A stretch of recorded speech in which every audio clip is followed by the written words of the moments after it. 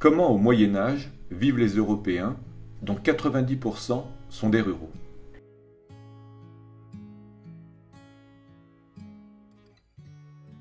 En Occident, entre les XIe et XVe siècles, la population augmente.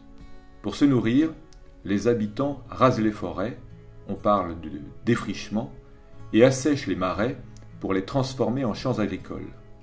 Les paysages de l'Europe s'en trouvent modifiés. Les récoltes augmentent aussi grâce au progrès technique. La charrue permet ainsi de labourer en profondeur. L'assolement triennal permet de diminuer la superficie de la jachère. Et le moulin à vent permet de moudre le grain.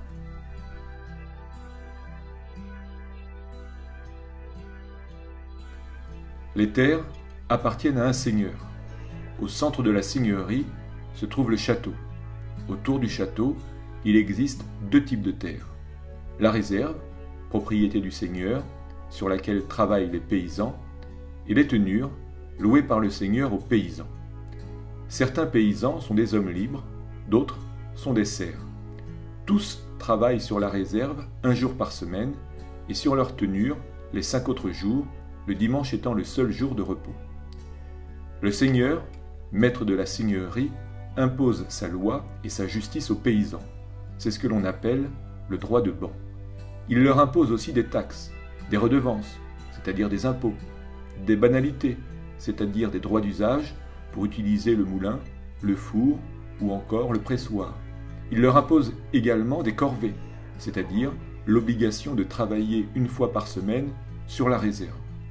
En contrepartie, les paysans sont protégés par le seigneur en cas de menace.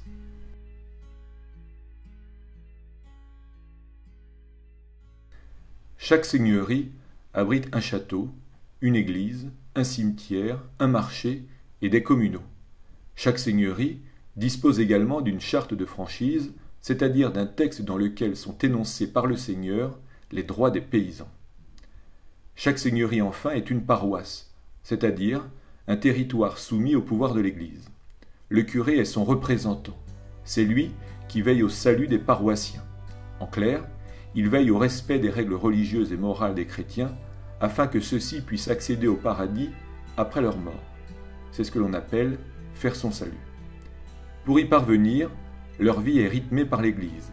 Prières chaque jour, messe chaque semaine, fêtes religieuses chaque mois, cérémonies religieuses pour les moments importants de la vie, tels que le baptême ou le mariage. L'Église, pour financer toutes ces activités, perçoit un impôt sur chaque chrétien, la dîme.